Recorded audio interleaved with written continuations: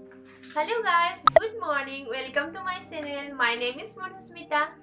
আপোনালোকৰ বহুতে হয়তো নাজানে Google আৰু Yahoo ফুল ফৰ্মো থাকিব পাৰে।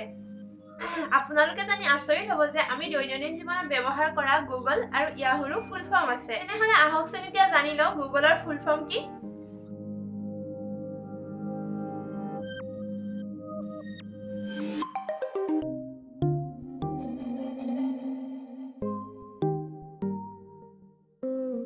আৰু Yahoo ফুল ফৰ্ম হৈছে